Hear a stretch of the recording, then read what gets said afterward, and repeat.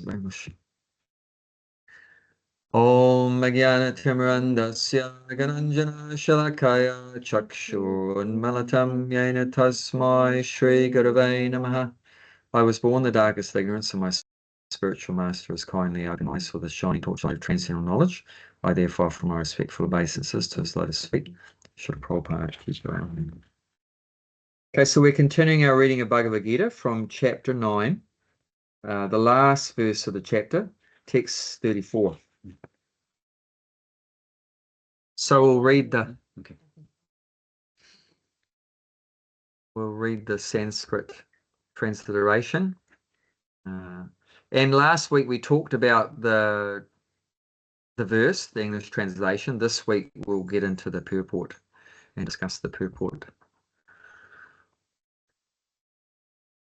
So we'll read this bit first. Manmana bhava madbhakto Manmana bhava madbhakto madhyaji mam namaskuru madhyaji mam namaskuru mam evaishyasi yuktvaivam mam evaishyasi yuktvaivam atmanam matparayana. atmanam matparayana. Bhakti Mala, do you want to read the English? Engage your mind always in thinking of me. Become my devotee. Offer obeisances to me and worship me. Being completely absorbed in me, surely you will come to me. So we've been talking about the mind and how we have so many desires. So this verse is explaining what Krishna desires, what the Supreme Soul desires. We desire so many things: a big house, a nice car, nice partner, lots of money, nice clothes, all these kind of things, travel around the world. But this is what Krishna desires. What does he desire? He desires that we always think of him, that we become his devotee, which means love him. And That was my you there? phone. Yeah, sorry, my phone is connected somehow. Yeah. That's all right, you're still there. And then that we worship him and offer our respectful obeisances to him. So this is what's in the mind of the Lord. This is what he wants for us. And why does he want these things? Not because it's good for him, but because it's good for us. It benefits us that we do these four things. This is how we advance in our relationship, loving relationship with him. And this is how we advance in real peace and real happiness eternally. And this is how we advance in getting out of this material world. And that's what it says in the second part of the verse: being completely absorbed in me, surely you will come to me. So if we do these four things mentioned in the verse, to think of Krishna, to love Krishna, to worship Krishna and offer our respect to Krishna, then the result of that is that we can get out of this rotten material world and go to the spiritual world where Krishna is. Because he says, surely you will come to me. So where is Krishna? He's in the spiritual world. And why do I say get out of this rotten world? Am I just being negative? No, it's understanding what the material world is. The nature of the material world is that everything is temporary. That's a big problem, because temporary means beginning and an end. And do we want our happiness to have a beginning and an end if we're intelligent? No, we want our happiness to go on forever. But it doesn't work like that in the material world, because there's four things called birth and death, and in the middle of that sandwich is old age and disease. So this is a big problem for us, that we want to be eternally happy, but we're stuck in the cycle of birth and death. And Even Buddhists, they call it samsara. Samsara means a cycle of birth and death. And that's their goal, to get out of this cycle of birth and death. That's intelligent. And here, the real process of getting out of that cycle of birth and death is given, that we always think of Krishna and love Krishna and worship Krishna and offer our respectful obeisances to Krishna. And then we can go and live with him eternally in the spiritual world, which is beyond this cycle of birth and death. So this is what he wants. But we've got our list of so many things that we want, and this is the problem. No one is thinking, what does God want? What does Krishna want? Everyone's thinking, I want this, I want that, I don't want this, I want this. But this is not progressive. This is not helping us. We should actually desire to do what Krishna wants. That's real intelligence. Rather than try to make God give us what we want, better than that, we should put aside all that and try to find out what he wants and do that. That's much more progressive. By us all having our list of things that we want, we actually make it very difficult. I was just hearing Prabhupada. When we say Prabhupada, that means the guru, the spiritual teacher. His name's Prabhupada. So it's a picture there. It's got a nice picture, I think. Let's have a look. Being the first. Yeah. So when we say Prabhupada, this is who we're referring to. I find it somewhat contradictory sometimes, because, like, Prabhupada tells us, if you chant these 16 rounds, if you follow the regulative principles, then I'll take you back to Godhead. So, yeah, if you have faith in Prabhupada, well, you have faith in that.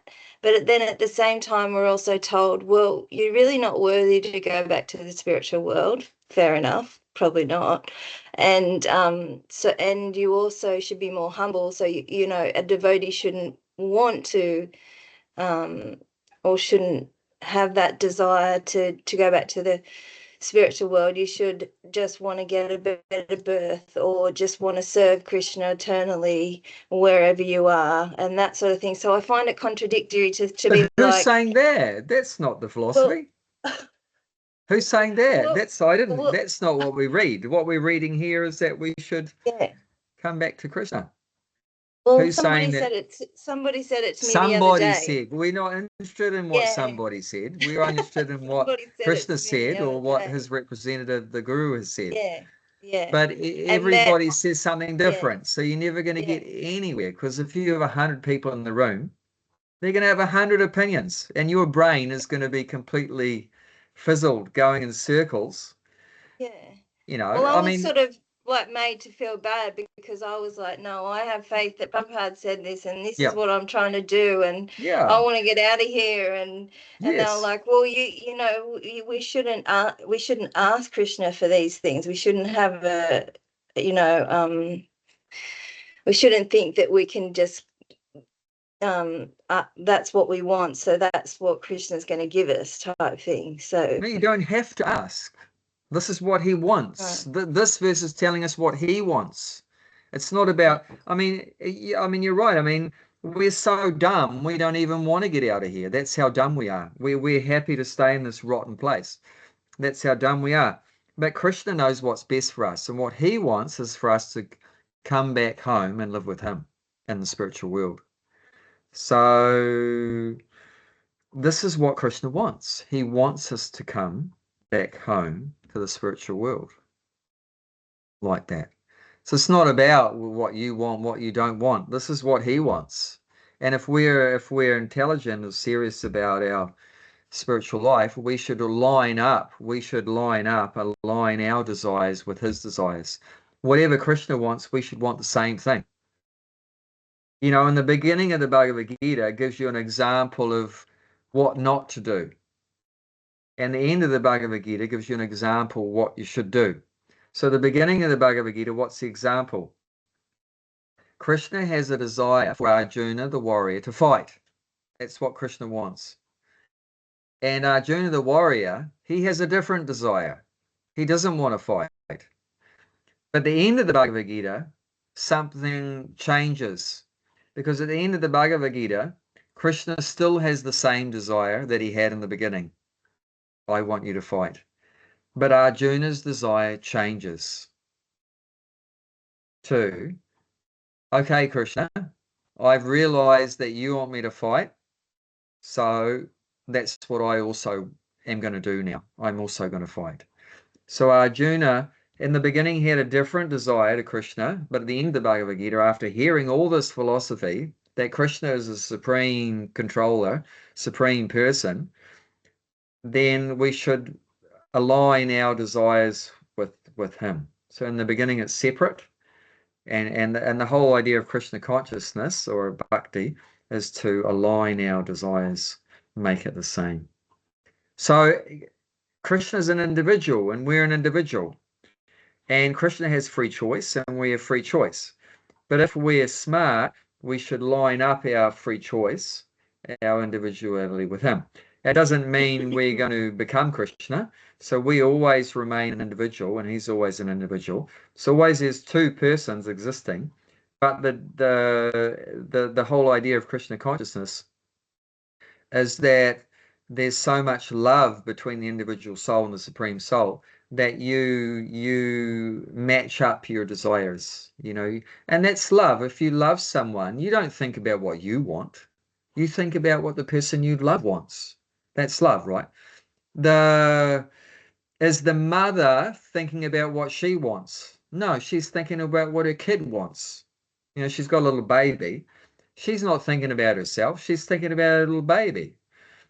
So that's love. When you have real love, you not think about what I want. You think about what the person you love wants. And that's love. If you're thinking about what you want, it's not love. That's what we call lust. So that's the difference between lust as a desire to please yourself, and love, which is the opposite to lust, is the desire to please the other person that you love, like that. So most of our material relationships is just lust. It's all about what we want. I'm going to use this person to get what I want, and I'll use that person to get what I want, and so forth, like that. But real love is you just try to please the other person. And that real love doesn't work in the material world because if you just try to please the other person, then they're not going to be able to reciprocate with our love. They're not going to be able to reciprocate with our love. And we end up getting exploited and abused and so forth and blah, blah, blah. So real love means between the individual soul and the Supreme Soul, Krishna. Because Krishna is the only one that can 100%, 200%, 300% fulfill our desires unlimitedly. Krishna can reciprocate with our desires to have a loving relationship, and we'll just drown in an ocean of bliss like that. But we see that, you try to love your friends, you love your society, you love your country or whatever, and you just get spat out the other end, so that doesn't work so well. It only works in a spiritual kind of society between Krishna and Krishna's devotees. Then you can have those pure, loving relationships like that. And that only comes when we become completely free from this lower qualities like lust and so forth. Then we can have the pure, loving relationships. And that's the whole idea with chanting the Hare Krishna Maha Mantra, is to clean the heart of these lower qualities like lust and greed and anger and envy and so forth. So when we chant the mantra, then our heart is cleaned of all these lower qualities. Then that pure love can be revealed and blossom, can grow very nicely like that. But yeah, so if people getting on your case, why are you wanting to go back, get out of the world or whatever? No, that's legitimate. That's what's recommended. What they're talking about is the highly advanced devotee, the highly advanced soul, has no desire to go back home to the spiritual world.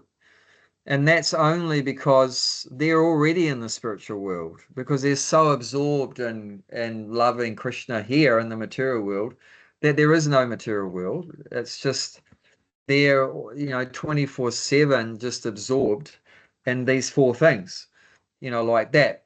But what I would say is we should not imitate or pretend that we are that highly advanced soul that's already in so much ecstasy from serving Krishna right here now that they don't even, notice any suffering or anything like that. So that's artificial. So that is mentioned in the scriptures that, the pure devotee doesn't even care for liberation like that. Then, but why are we thinking that's talking about us? That we're that highly advanced one like that. And also what they don't understand is when it talks about a devotee doesn't care, a pure devotee doesn't care about liberation, that's mainly referring to a devotee hates the idea of merging into the Brahmajyoti and merging into Krishna. So when it's saying we hate the idea of liberation, it's not saying we hate to go back to Godhead, but it's what's saying we hate the idea of losing our individuality and merging into God's effulgence like that. There's a spiritual light that comes from God's body, Krishna's body, and there are groups of spiritual people. That's their goal, their purpose is to merge into that light. Do you know what merge means? Merge means like enter into the light. Okay. Their goal is the light. Okay. That they want to enter into the light and just become one with the light. Yeah. Just become one with the light. But actually what we understand is to take it another step further. Where does the light come from? Light is not just by itself light. Like now, there's light here, right? But is there only light? No, there's the sun in the sky. This light does not exist without the sun in the sky. If you remove the light, soon the sun will go down, right? And then there's no more light. Actually, you have two things together. You have the sunlight, which is everywhere, and you have the sun planet, which is has a form, right? Light doesn't have form, shape, but the sun planet has a form, shape. So also there is the person God, and all this light comes from that person. But what most people, they don't know about it's like now I can't see the sun. I just see light. So they just want to merge into the light, become one with the light. But what we take it a step further and understands that even more important than the light is the person from who is the source, the origin of that light. And that is even more better, more blissful, more happy, is to have a relationship with that person like that. Okay. And there are serious problems with entering into that light. One is that then you don't have any individuality because you're just in light, right? And so that also means there's no activity in the light. That has a serious problem for us. Do you know what the serious problem for us is to have no activity?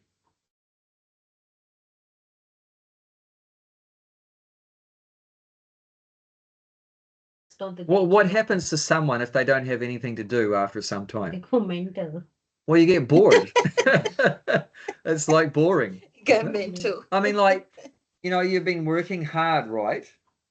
And then and you're sick of working hard, but then you get a holiday.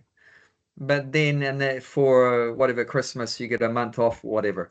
And the first day it's good, the second day it's okay, but after like 3 days you get bored, because you've got nothing to do. So this is also a problem, that even if you get free from the material world, which is not good, like I said, birth, old age, disease, and death, samsara. Okay, you got free from that. Wow, that's really good. I'm out of the material world. I've entered into the light. But then, okay, you've escaped that problem of birth and death. But then you have another problem. There's nothing to do. You're like bored out of your brains, because it's the nature of the soul to be active. Nature of the soul is to be active. Even now, even the soul is stuck in this very restrictive body, right? We're stuck in this body is like so limiting. But even though we're stuck in this very limiting body, we're still so active. Everyone's constantly running around doing things. Why are we so active? Because the soul is there. Because of the nature of the soul is to be active. The problem is the nature of our activities is not good. But it's not that activity itself is a problem, but the nature of our activities, because they're all centered around just trying to please the body, that causes us problems. But I'm just explaining that even though the soul is stuck in this very restrictive, limiting body, just see how active we are. Imagine once you get out of the body, you get free from all the restriction, free from the, what a tight jacket is, right? And being in this body is like the soul being in a tight jacket, like our body being in a tight jacket, you're completely tied up.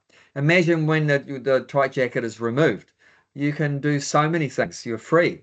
So now we're so active. Imagine how active we'll be when you get out of this body, but then you emerge into the light, and then you can't be active. It'll be so frustrating.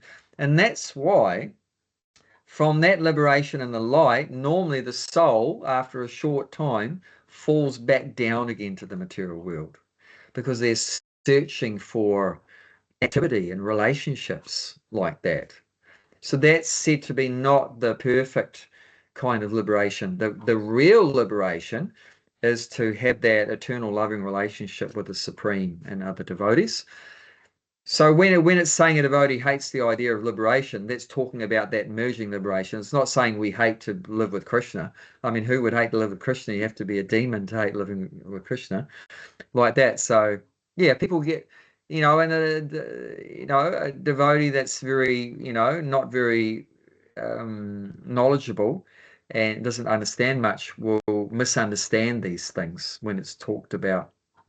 First of all, we misunderstand. We're misidentifying ourselves with a highly advanced pure devotee, which we're not. And the second misunderstanding is we don't know what liberation means when it's talking about particular liberation. We're misunderstanding what that liberation is, and we also misunderstand our own level of devotee that we are like that. So there's all these things. But yeah, we shouldn't get confused when someone hassles us. But why do you want to go back to Godhead? Of course I do, you dipstick. Are you Fair going to say enough, something? yeah. No, I was just saying, yeah, like how we are restricted in this body. Like, oh, you want to go for a tramp. You want to do the whole trail, but I can't do it in this body.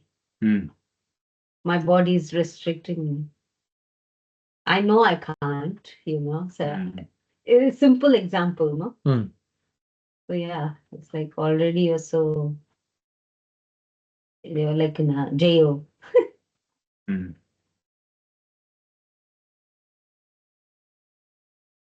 Not that I have a desire to do trail even. I don't want to do it. But I'm just saying, if I wanted to do it, I can't do it with all my aches and pains and Some yogis, through their yoga process, they can leave the body as they desire, and they can travel at the speed of the mind. That's very fast. Like Astral traveling. imagine you think of France. Immediately you think about France, you're in France. You're actually in France. When your mind goes there, like she can think about South India, then actually she's gone to South India.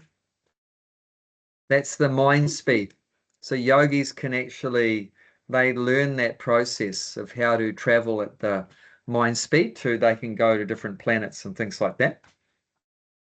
But this body when is you're so, asleep, you could, like, people astral travel in their people in astral their travel when they're sleep as sleeping. well. When you have a sleep, you're Yeah. dreaming about, you've Yeah. actually gone to that place in Yeah. your dream. Yeah. So when you talk about these yogis traveling like that, does that mean that they leave their body behind, like just like that sleeping thing, or? Yeah. Yeah. But then how do they interact? Say they've gone somewhere. So the body will just be like sitting there Yeah, in in samadhi. their samadhi. The Yeah. body will be sitting there, but they're not there. They've gone wherever they've But decide they to go don't. to. They won't have. And then they'll just come back after No, whatever but days or whatever. they've gone. Yeah. They don't have their material body there. No. Oh yeah. Okay. No, I get it. Yeah. But the subtle Okay. body will be there. The subtle body, which is also material. Yeah. This just reminded me. Actually, there is a story of This is in the story of Adi Shankara, where somebody criticizes him that how can you I know, and entered the body of a king. King, Like, yeah. whole story. Yeah, Yeah. that's right. So even if they're traveling, they will probably need a body to actually experience that material realm, is what I'm saying. No, but they're traveling in a subtle body. Actually, there's three bodies. You have this gross physical body made of earth, water, fire, air, and space. Then you have a subtle body, mind, intelligence, and ego. So that's inside this gross body. There's another body, mind, intelligence, false ego. And inside of the subtle body, then there's a spiritual body. That's us. So there's actually three bodies. So even like when you go to bed or astral traveling or whatever like that, then the soul travels inside the subtle body. And if you go back to the spiritual world, then also the subtle body is finished and you just go back in your spiritual body like that. And at the time of death, the death of this body, physical body, then you shifted, moved to another physical body inside the subtle body. So the whole time you're in the material world, say you've had 10 million bodies, right? 10 million bodies, animal body, fish body, bird body, so many bodies. You say you've had 10 million bodies, but you have only one subtle body the whole time. So the soul doesn't change. And also the subtle body, the mind, intelligence, ego, there's only the same subtle body. And you're just moving to one physical body to the next. And that's reincarnation. Reincarnation is the soul being shifted around from one body to the next, carried by that subtle body. And how that's taking place, like we said, because of our desires. So the desires are in the mind, so in that subtle body. So, so we said, the mind is powerful. Like, you desire to fly. So, but if you desire to fly in this body, it's not going to work. Gravity is going to work on you. And I climbed that tree the other week and I ended up falling down through the tree, because I'm not a bird, But if you have a desire to like fly, then you have that desire in your mind. So when this body dies, you can be transferred to the body of a bird in your next life. I'm not recommending that. It's not a very good desire, but because they suffer a lot too. Like our dog caught a bird the other day. He just went in the bushes and he caught, it was a quail. Beautiful bird. One beautiful bird caught a quail. Long tail feathers and beautiful head, red and everything. But our stupid dog caught it in his mouth and crushed its body, and it was suffering like anything. So you might think, oh, I'm a beautiful bird and I can fly, but yeah, some stupid dog will finish you off. So but that's how the transfer is taking place. We have some desire and then material nature, awards you with what you wanted, but it's not a good desire. It's not a good desire like that. Thing when you talk about the soul though too, because in the material world, so many things they'll say like, oh, it's soul destroying, and like the experiences you have, and that it's like, oh, that'll be etched on your soul, and it's not till you read the Bhagavad Gita when it says that the soul can't be it's unchanged, or it's unchanged. Yes, exactly. Yeah, like that. It's interesting because we so many things in the material world that we talk about having impact on the soul, but that impact is on the mind. That's it. Yeah, it's interesting. It's all these impressions just go onto the mind. Happiness and suffering, what is that affecting? Is that affecting the soul? It's all in the mind. It's all felt by the mind. That's why yogis, through their yoga, meditation, so forth, they control the mind. They're not affected by happiness and suffering. They're not affected at all. They remain completely equipoised, calm, peaceful. They don't go up very happy, and they don't go down very sad. They always remain steady like that. And that's because they've learned the process, how to control the mind, because that's where it all is. All these dualities, good and bad, rich and poor, black and white, healthy and sick, all these kind of dualities, it's all in the mind. So if you learn to control the mind, then you don't get affected by all these opposites, things. That's all in the mind. I like this, I don't like that. What's that? It's the mind. As soon as you say I like, I don't like, I love this, I hate this, that's all the mind like that. That's what the mind is always going between one side and the other side. I love you, I hate you, I like this, I don't like this, this is good, this is bad. That's all mind. That's all on the mental platform. And the yogi learns how to rise above that like that. But let's look at that verse you're referring to about how the soul's unchangeable. That's second chapter, text 20. So if you look at the top, look 2.20. So if you go to the beginning, 2.20.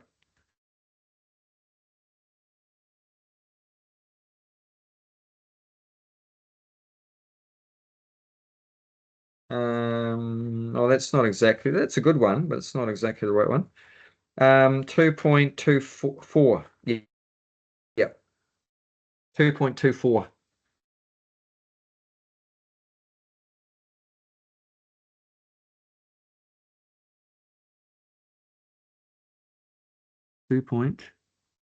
What's that? It's still 3. Yeah, I think that's the one you want. 2.4. 2.4. Yeah. Oh, 2.2. 2.3 and 2.4. Oh yeah. Yep, that's it. Yes. Okay. Yep. You want to read it? Can you read this? I can try. Right, good practice. This individual soul is unbreakable and insoluble, Yeah, and can be neither burned nor dried. He is everlasting, all-pervading, unchangeable, immovable, and eternally the same. yeah, eternally the same. And unchangeable, that's the word used. Stanu means unchangeable. So yeah, we're not changed by these good and bad things that happen to us in life, or physical, mental difficulties or whatever like that. That doesn't affect the soul at all. It's just it's all in the mind. Happiness and distress, so forth. So that's like a lifts a burden off our shoulders. It lifts a real weight off our shoulders, become free, once we realize that. You feel invincible. I mean, it's easy to kill the body, but you can't kill the real person. There was some, who was that? One of the early scientists. Funny, Giant, he comes back. There was one famous, I can't remember his name right now, famous a philosopher that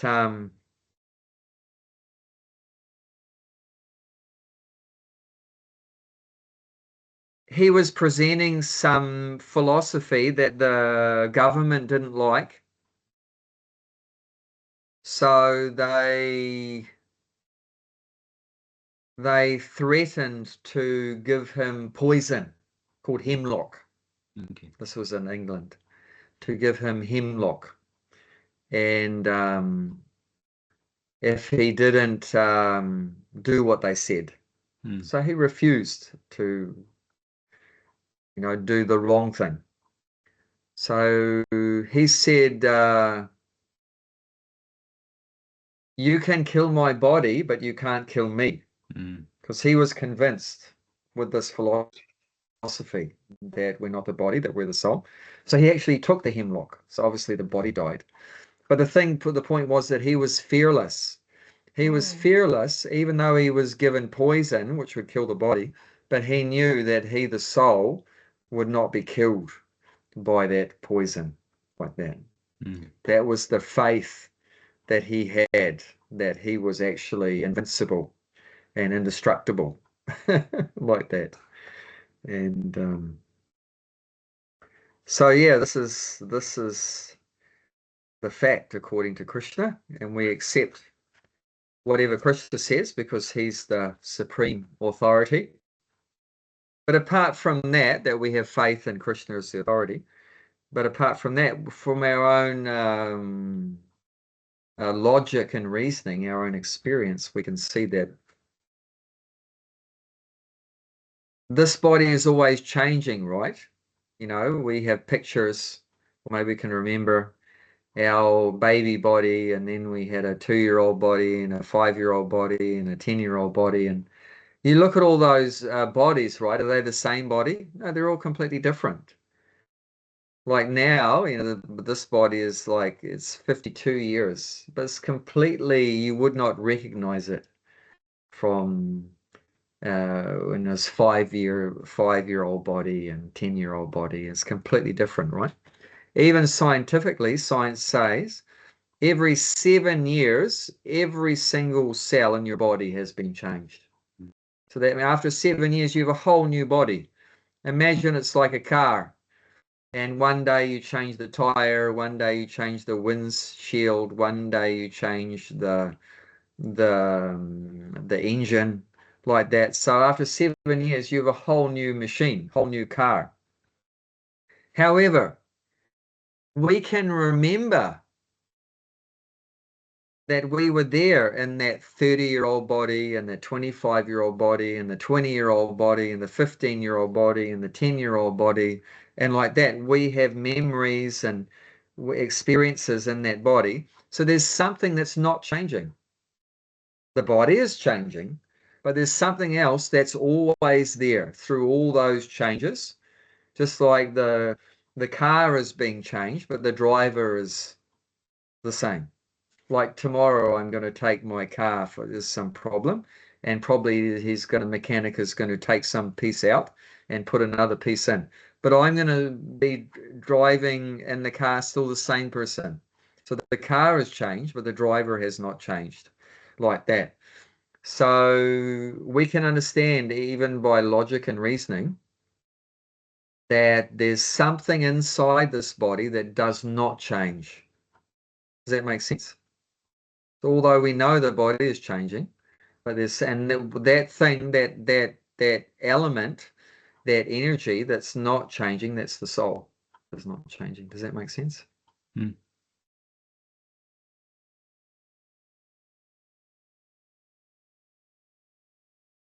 So there's many different reasons why we should accept this. We should accept this because it's logical, it's reasonable, it makes sense. And also because all the great authorities, they say this is the truth, is the same. It's all matching up. So everything's matching up. The thing, it sounds intelligent, it makes sense, it's logical. And also, Gianty, can you remember who that great philosopher was that was threatened that if he didn't toe the line, they would give him hemlock poison. It was going back, 200 or 300 years ago. Some guy in England, famous, I'm trying to remember his name, a famous philosopher, like a scientist, one of the early scientists. Huh? No. Anyway, that's the way. I was just curious. But yeah, okay.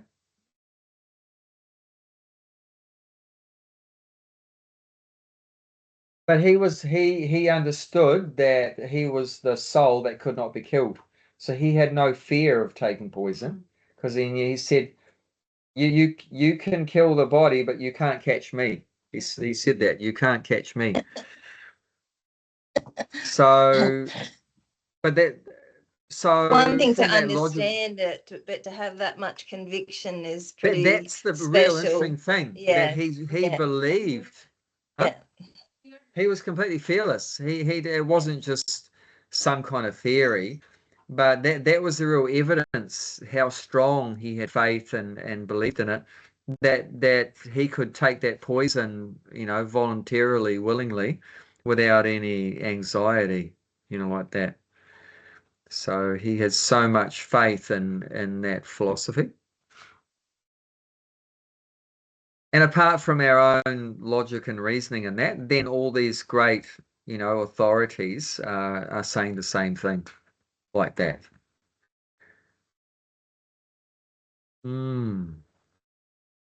Okay, so let's get into reading the purport.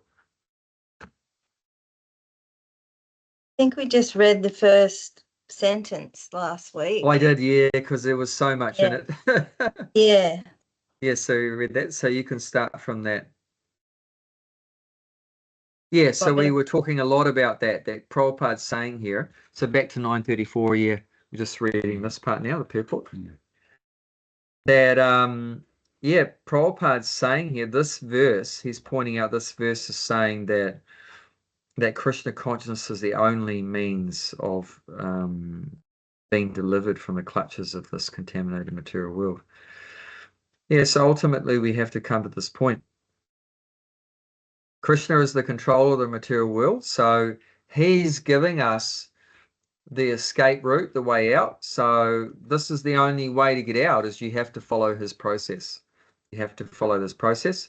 And this process is summed up by these two words, Krishna consciousness. So Krishna consciousness means, understanding what Krishna wants and following that. And like I said, he wants four things. So this is the way of getting out of the material world. We have to follow the process that he's giving us. These four things like that is the way out. You can try to make up your own system, your own ideas, but yeah, it's not going to work here according to what Prabhupada's saying. This is the only way to get out of the material world. And people make up so many things, but yeah, that's just for some mental satisfaction, not going to give some factual result. Okay, so you can continue with that, Bhaktimala, sometimes. Sometimes unscrupulous commentators distort the meaning of what is clearly stated here, that all devotional service should be offered to the Supreme Personality of Godhead, Krishna. Unfortunately, unscrupulous commentators divert the mind of the reader to that which is not all feasible. Such commentators do not know there is no difference between Krishna's mind and Krishna. Krishna is not an ordinary human being. He is absolute truth. His body, his mind, and he himself are one and absolute. It is stated in the Kurma Purana, as it is quoted by Bhaktisiddhanta Saraswati Goswami in his Anubhasya comments on Chaitanya Charamrita 5th chapter, Adi Leela, verses 41 to 48. This means there is no difference in Krishna, the Supreme Lord, between himself and his body. But because the commentators do not know this science of Krishna, they hide Krishna and divide his personality from his mind or from his body.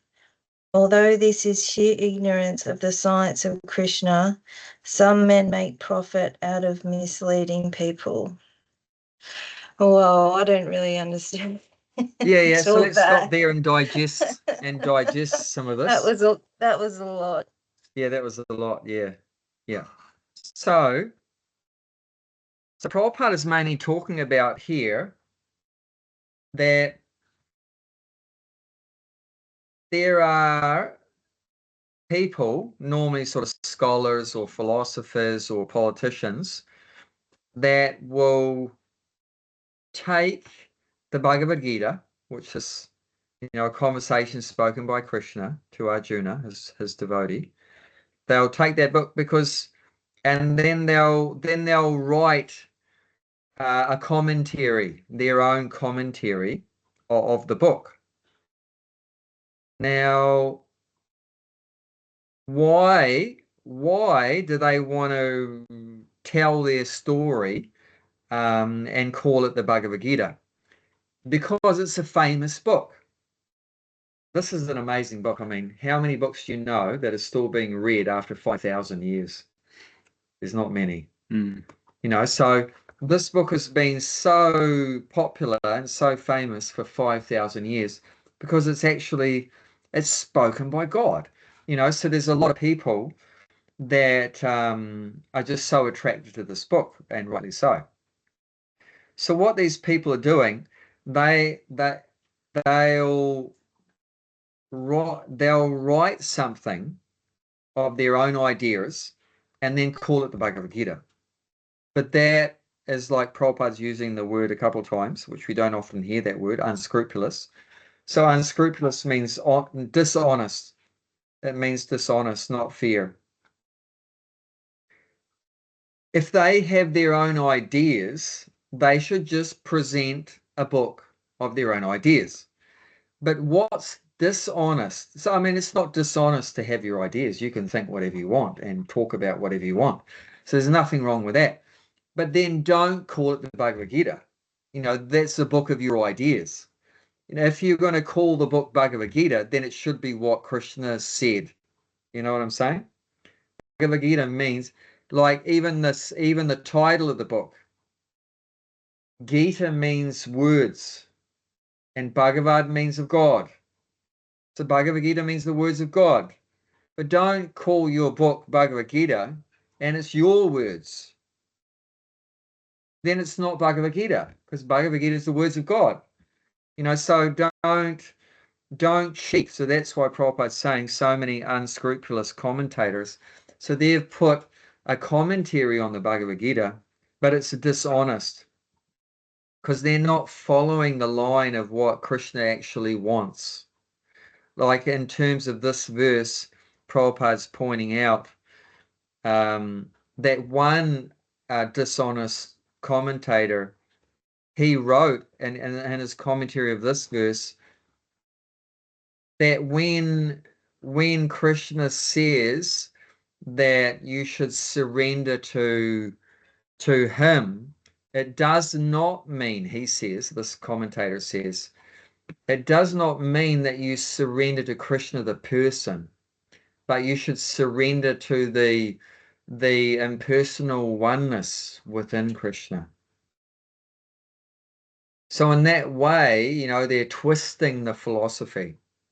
Because actually Krishna's a person, and Krishna's saying you should surrender to him, the person. But they say that, no, don't surrender to Krishna. You should surrender to the impersonal energy that's inside of Krishna and inside of everything. Like I said, there's light everywhere, right? But then if you say, well, surrender to the light, what does that mean? It means nothing, because how do you surrender to light? Basically, then by saying that, well, that light that's inside of Krishna, that light's also inside of me, inside of you. So then you don't need to surrender to anybody. You just surrender to yourself because you are God as well, according to them. So according to this philosophy presented by these crazy people, then God is within me, God is within you, God is within the dog. So you just don't basically need to surrender to anybody because you are God yourself and everyone's God. And then basically you don't need to surrender. So like that, they're twisting the whole philosophy, Whereas the actual philosophy is that we're not God and there is a person that is God and he's unlimitedly powerful and everything. And we're part of God. That we are. We're part of God. We're not separate from God, but we're not the full God. And the example given is a couple. We're just like a drop of water of the ocean. Right? So the drop of water is exactly the same as the ocean in quality. H2O plus salt. There's no difference between the drop of water and the ocean in quality, but the difference is there in quantity. You can take a drop of water and put it on your head. You put the ocean on your head, you don't have a head. That's a massive difference in quantity. So that's the difference between us and the Supreme. We're the same in quality, but the difference is in quantity, like that. We have, very limited qualities, and he has unlimited qualities. We have some strength, but he has all the strength. We have some wealth, but he has all the wealth, like that. So we have some knowledge, but he has all the knowledge, like that. So that qualitatively we're the same as God, but quantitatively we're different. But these crazy commentators, they don't acknowledge that. They think that we are also quantitatively the same as God, but that's completely nonsense. Otherwise, if we're God, why do we have to grow old? Why do we get sick? Why do we die? Why are we forced to pay taxes? Why are you forced to work? There's so many things. We're just so helpless. We're not in control. The definition of God is the person that's in control. If we were in control, if we're God, then why are we put in so many situations that we don't want? So it's just completely stupid philosophy. But that's because we have such a strong desire to be God, which is that very desire to be God is the cause of why we're here in the first place. That's why we're actually here in the material, because we had such a foolish desire to be the supreme being, like that. So this whole purport Prabhupada's pretty much dedicated to criticizing these people that cheat the public. That's very upsetting to a genuine servant of the Lord, that when some crooked person will mislead, innocent people, ignorant people, will mislead them off the right path. And because like I say, they're taking advantage of this popular book called Bhagavad Gita, but they're not presenting what actually the meaning Krishna is presenting. They're presenting their own purpose, their own meaning. And by doing that, they're misleading many people. So many people are going to read it and they're going to think, well, this is the right path to God. But no, they've presented their own ideas. So they're actually diverting people or taking people off the right path, and just taking them into a ditch, off the right path, like that. So it's real. He, can tell by what he's writing. He's very upset. He's very upset that all these poor souls are being misled by this crooks that are, taken God's book, but twisted all the meanings of it, and then Is it something that happens a lot with this particular verse? Or is it because it's such an important verse that he's decided Well, to there talk is about it one now? person who he's referring to that's talking about this verse was actually one Prime Minister of India named Dr. Radhakrishna. Dr. Radhakrishna. So this Dr. Radhakrishna, he wrote a commentary on Bhagavad Gita, before. He was a bit older than Prabhupada, so this is going back, 60, 70 years ago. He had written a commentary on Bhagavad Gita. He used to be a Prime Minister of India, so big man. And of course, you have a book called Bhagavad Gita, and then you write under it, the author is Dr. Radhakrishna. Every Tom, Dick, and Harry in India is going to read that book because it's, written by a big person, Prime Minister, President. Yeah, I know. So his name is like God's name, but he's such a crook. And so everyone's going to read that book and they're going to get completely go down the wrong path, because he's doesn't know what he's talking about. He doesn't know what he's talking about. So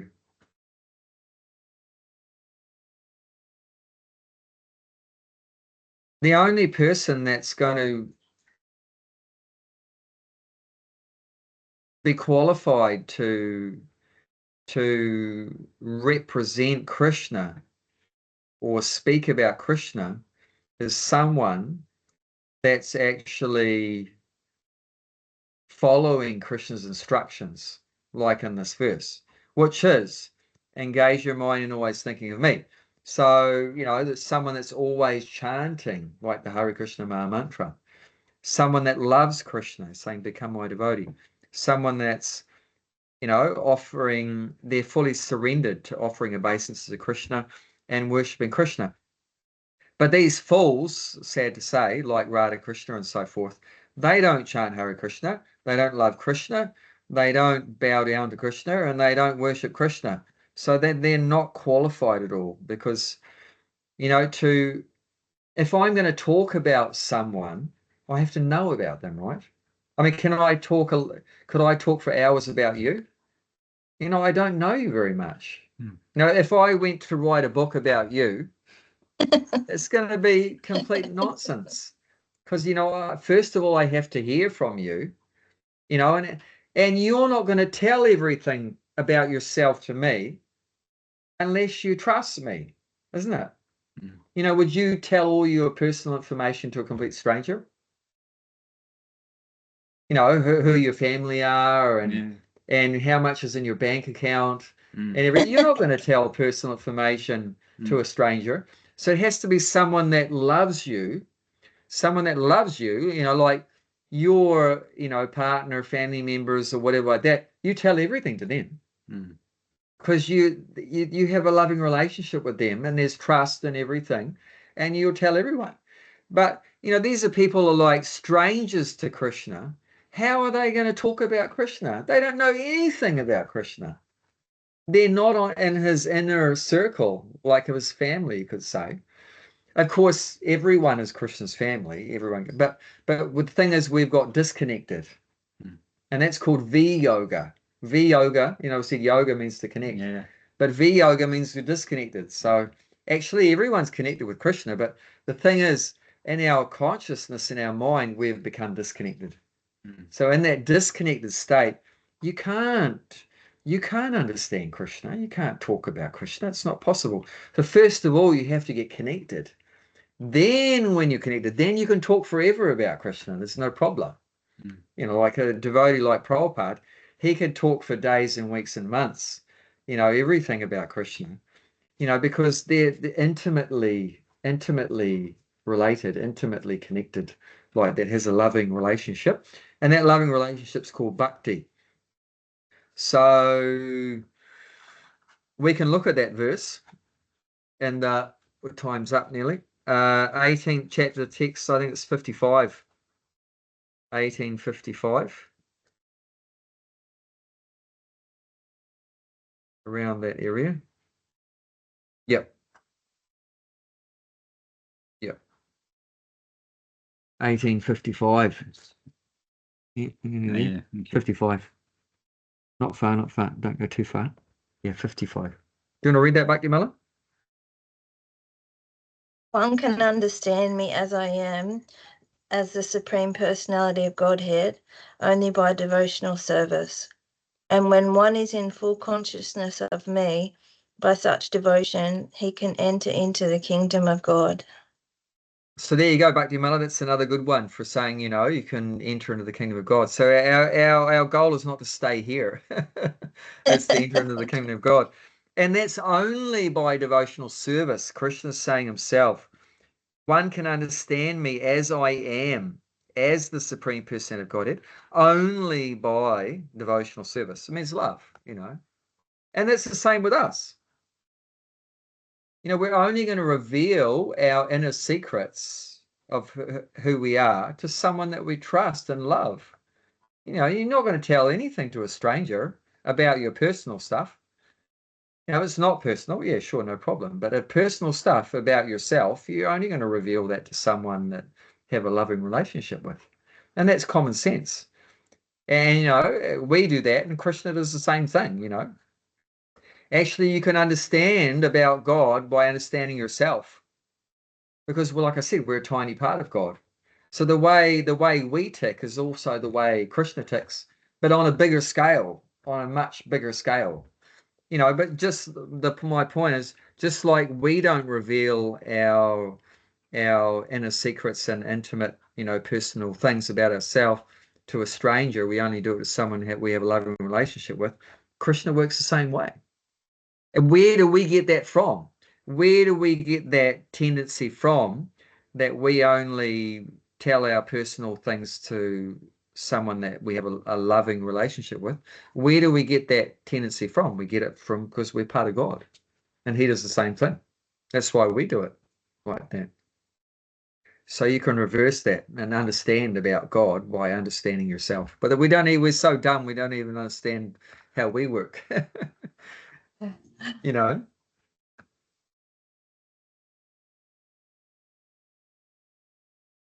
But yeah, so he's really worked up. That's why he's talking about this, because and he's trying to warn people. He's trying to warn people, don't try to hear from people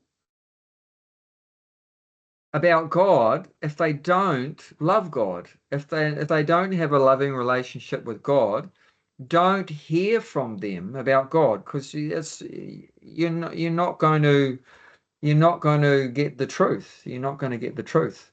They're not going to know. You should only hear from people that are, qualified.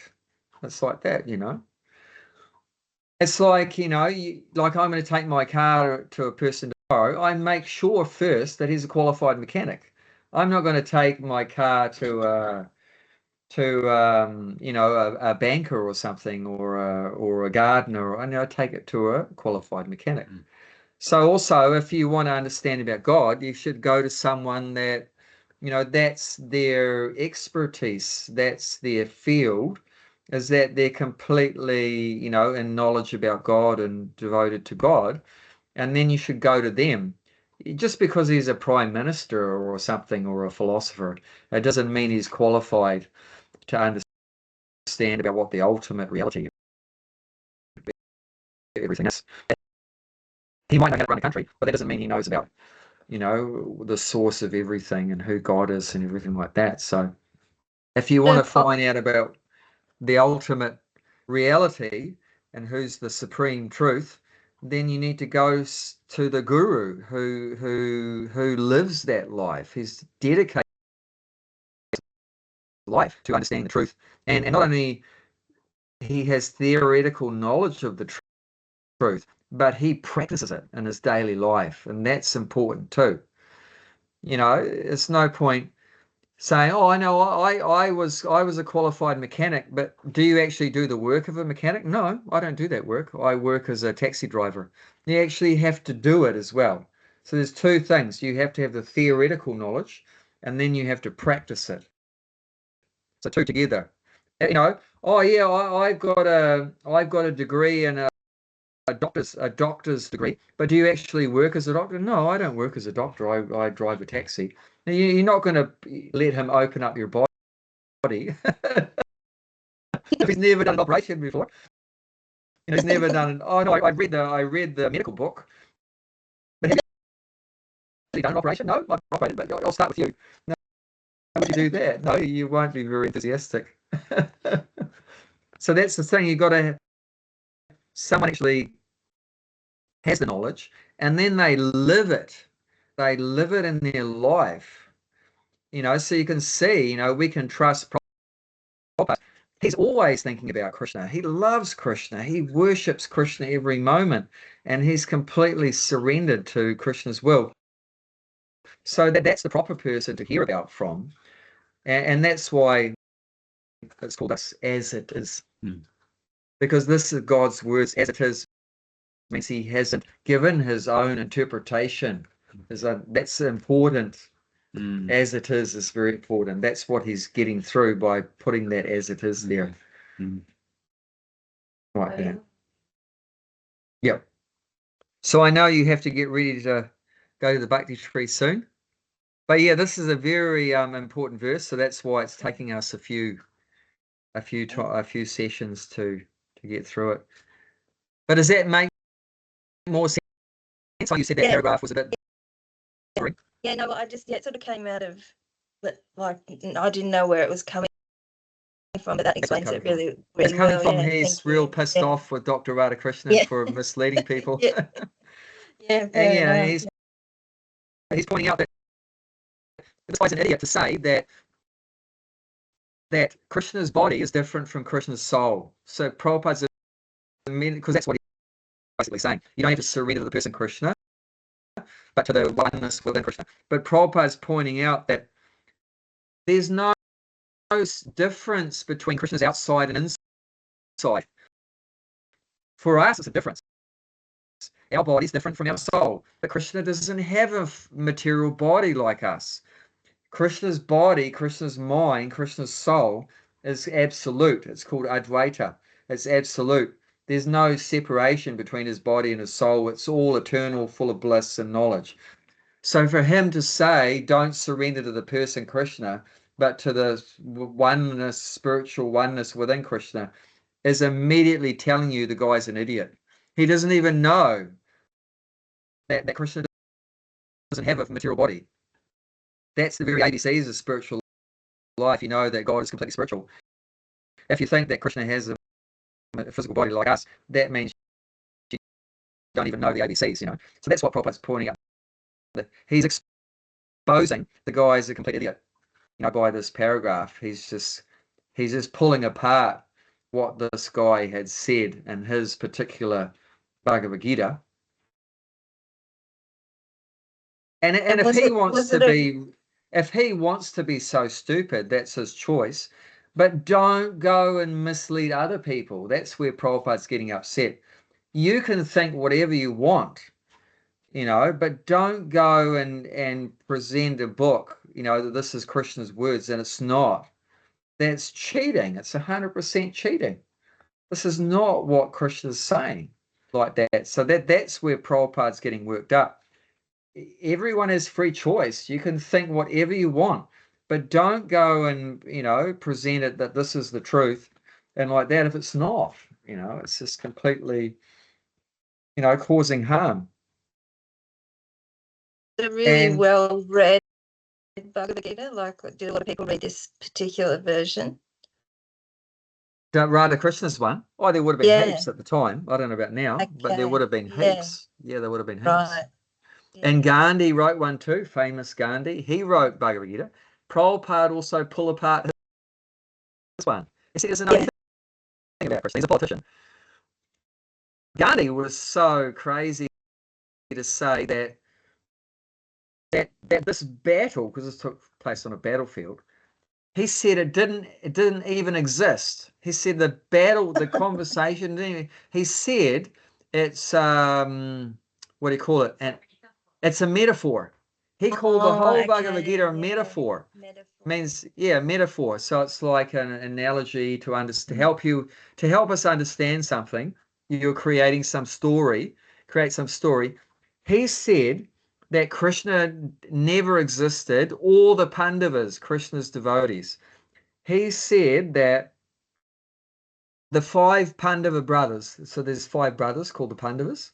So he said those 5 Pandavas, he said they're a metaphor for the 5 senses. So according to him, Yudhisthira, Arjuna, Bhima don't exist.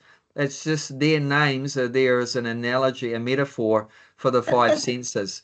Your nose and your tongue and your ears and your like that. What a complete idiot. And he said that